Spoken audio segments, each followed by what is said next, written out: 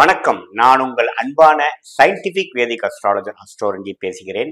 நல்லது நினைப்போம், நல்லதே நடக்கும். தொடர்ந்து நம்மளுடைய வீடியோஸ்லாம் பார்த்துட்டு இருப்பீங்க நம்புறேன். சயின்டிபிக் வேதிக் அஸ்ட்ராலஜி முறையில், அதாவது அறிவியல் சார்ந்த ஜோதிட கருத்துக்களை எந்த விதத்திலையும் மூட நம்பிக்கைகளை போகாமல், மிகைப்படுத்தாமல், பரிகாரங்கள் அது மாதிரி விஷயத்துக்குள்ள போகாமல் உள்ளது உள்ளவாறு பார்த்துட்டு இருக்கோம். ஒளி தத்துவம் எப்படி நம்மளுடைய வாழ்க்கையில சம்பவங்களாக உருவடிக்கிறது, நம்ம கர்மா எப்படி நம்மளுடைய வாழ்க்கையில் நல்ல சம்பவங்களாகவும் கெட்ட சம்பவங்களாகவும் உருவெடுக்கிறதுக்கு அந்த ஒளி தத்துவம் எப்படி ஒரு பலனை கொடுக்கறதுங்கிறத நம்ம துல்லியமா பார்த்துட்டு இருக்கோம். அந்த அடிப்படையில பாத்தீங்கன்னா இந்த வீடியோட நாம துலாம் ராசிக்காரனுக்கு 2024 மே மாதம் எப்படி இருக்க போகிறது என்பதை நம்ம பார்க்க போறோம். அதுக்கு முன்னாடி நம்மளுடைய சேனல் ஃபர்ஸ்ட் டைம் வரவங்க மறக்காம சப்ஸ்கிரைப் பண்ணுங்க. நம்மளுடைய உங்களுக்கு பிடித்த வீடியோஸை ஃப்ரெண்ட்ஸ் அண்ட் ரிலேட்டிவ்ஸ்க்கு ஷேர் பண்ணுங்க. இப்போ நம்ம வீடியோக்குள்ள போவோம். இப்போ பார்த்தீங்கன்னா துலாம் ராசிக்கு ராகு 6ஆம் இடத்திலும் கேது 12ஆம் இடத்திலும் நீடித்து இருக்க போகிறார் மே மாதம் முழுவதும். அதில் எந்த விதத்திலும் மாற்றங்கள் இருக்க போறதில்லை. அதே சமயத்தில் சனி 5ஆம் இடத்திலேயே நீடித்து இருக்க போகிறார், அதுலேயும் மாற்றங்கள் இருக்க போறதில்லை.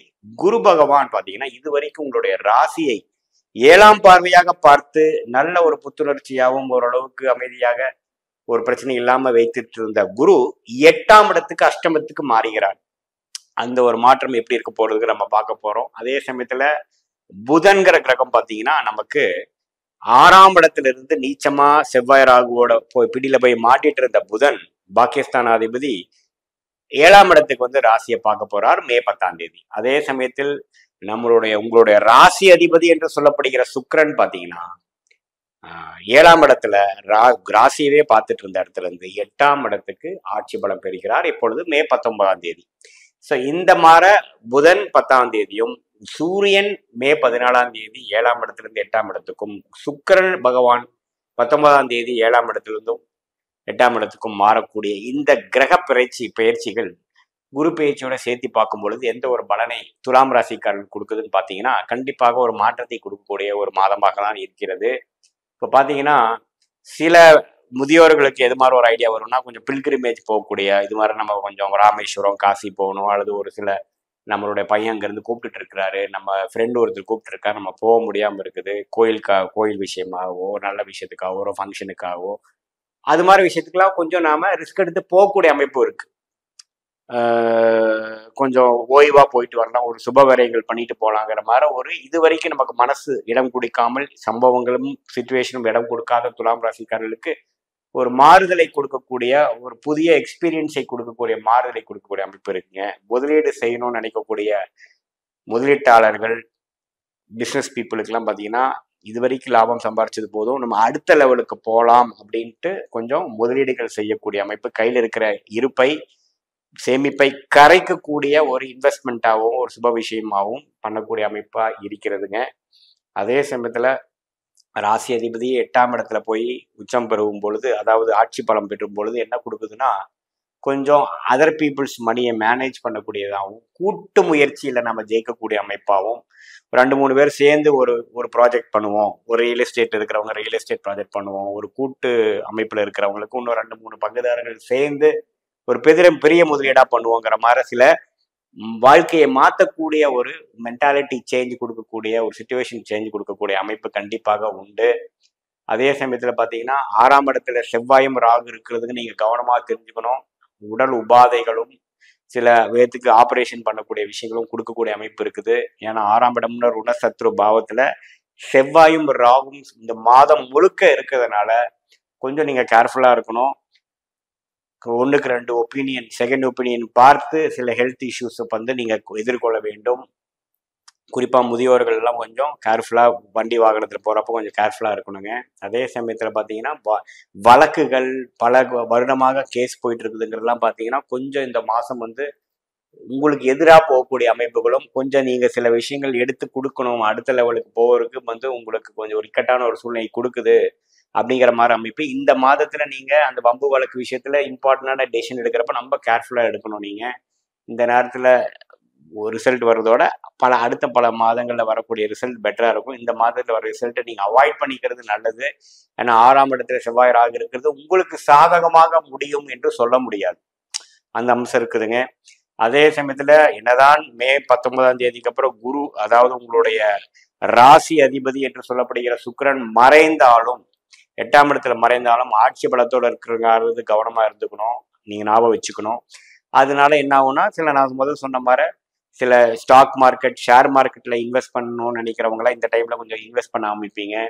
இந்த எலெக்ஷன் ரிசல்ட் வர முன்னாடியே சில காசெல்லாம் இன்வெஸ்ட் பண்ணி வைக்கணும்னு நினைக்கிறவங்க, கொஞ்சம் இந்த மாதிரி லைன்ல இருக்கிறவங்களுக்குலாம் பணம் வந்து சேரும், இன்வெஸ்ட் பண்ணக்கூடிய அமைப்பு வரும். ஏன் சில பேர் கொஞ்சம் கடன் வாங்கி கூடயே பண்ணுவீங்க.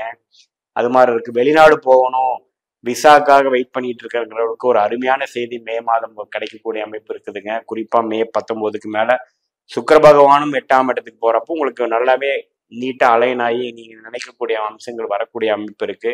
ஸோ பொதுவாக நீங்க என்ன தெரிஞ்சுக்கணும், இது ஒரு லாபங்கள் பெற்று சேமிக்கக்கூடிய ஒரு மாதமாக இல்லாமல் சில சுப விரயங்கள் செய்து அடுத்த லெவல் ஆஃப் வாழ்க்கையில போகக்கூடிய ஒரு பண வசதியா இருக்கட்டும், ஒரு தொழில் அபிவிருத்தியா இருக்கட்டும், ஒரு வேலை மாற்றமா இருக்கட்டும், வெளிநாடு செல்வதா இருக்கட்டும், அது மாதிரி ஒரு டிரான்சிஷனரியான ஒரு டைம் கொடுக்கக்கூடிய ஒரு மாதமாக துலாம் ராசிக்காரர்களுக்கு இருக்கிறது. 5ஆம் இடத்துல சனி இருந்து குழந்தைகள் பூர்வீக புண்ணிய ஸ்தானத்துல பாத்தீங்கன்னா சில அக்கறைகள் கொடுக்க வேண்டியதா இருக்கும்.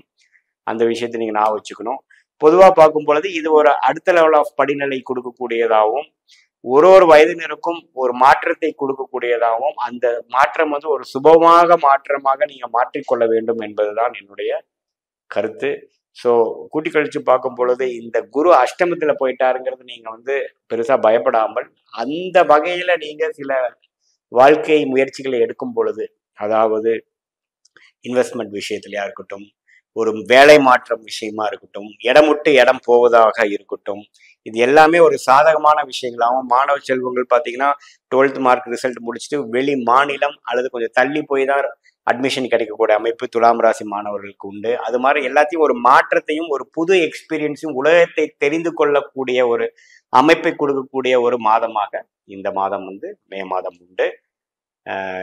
கூட்டி கழித்து பார்க்கும் பொழுது இந்த துலாம் ராசிக்காரர்களுக்கு இது நல்ல எதிர்கொள்ளக்கூடிய ஒரு வரவேற்க வேண்டிய ஒரு நல்ல ஒரு மாதமாக இருக்கிறது. இப்ப பாத்தீங்கன்னா இது வரைக்கும் நம்ம பார்த்துட்டு இருந்த பலன்லாம் பொது பலன்கள், அதாவது கோச்சாரத்துல வந்து ஆண்டு கிரகமாகிய ராகு, கேது, குரு, சனி எப்படி இருக்கிறாங்கன்னு பொறுத்தும், மாத கிரகங்கள் என்று சொல்லப்படுகிற சுக்கிரன், புதன், செவ்வாய், இது மாதிரி கிரகங்கள், சூரியன்ல எப்படி இருக்கிறாங்கிற பொறுத்து தான் நம்ம கோச்சாரத்துல பலன் எடுக்கிறோம். பட் உண்மையான விஷயம் பாத்தீங்கன்னா உங்களுடைய ஜென்ம ஜாதகத்துல உங்களுக்கு கிரகங்கள் எப்படி இருக்குது, நீங்க என்ன லக்னம், எந்த சாரத்துல எந்த நட்சத்திரத்துல ஒரு கிரகம் இருக்குது, ஆட்சி உச்சங்கள் எப்படி இருக்கிறது, தசாபுக்திகள் எப்படி போயிட்டு இருக்குது, இப்போ கரண்ட்ல என்ன தசாபுக்திகள் நடப்புல இருக்குதுங்கிற பொறுத்து தான் துல்லியமான பலன்கள் எடுத்து இந்த கோச்சார பலன்களும் இந்த தசாபுக்திகளும் மிக்ஸ் பண்ணி பார்க்கணும். ஒரு 80% பாத்தீங்கன்னா உங்களுடைய தசாபுக்திகள் பலன் கொடுத்து அதுக்கு சப்போர்ட்டிங் ஃபேக்டராக இந்த கோச்சார பலன்கள் நம்ம எடுத்துக்கணும். அதுதான் வந்து கரெக்டான துல்லியமான பலன் எடுக்கக்கூடிய ஒரு அணுகுமுறை. ஸோ நம்ம எதுக்கு இது பார்க்குறோம் அப்படின்னு பார்த்தீங்கன்னா, பொதுவாக இப்போ இருக்கக்கூடிய இந்த மாத காலத்துக்கு எப்படி வந்து உங்களோட அமைப்புகள் இருக்கு, சாதகமாக இருக்கிறதா, சாதகம் இல்லாமல் இருக்கிறதான்னு பார்க்குறோம். உங்களுக்கு சாதகமான தசாபுக்திகள் போகிறப்போ நல்ல பலன்கள், நான் சொல்லக்கூடிய பலன்கள் கொஞ்சம் தூக்கலாகவும், சாதகமற்ற தசாபுக்திகள் போகும்பொழுது நான் சொன்ன சாதகமற்ற பலன்கள் கொஞ்சம் அதிகமாகவும், சாதகமான பலன்கள் குறைவாகவும் இருக்கும் என்பதை நீங்கள் அறிந்து கொள்ள வேண்டும். மீண்டும் மற்றொரு காணொலியில் சந்திப்போம். நன்றி, வணக்கம்.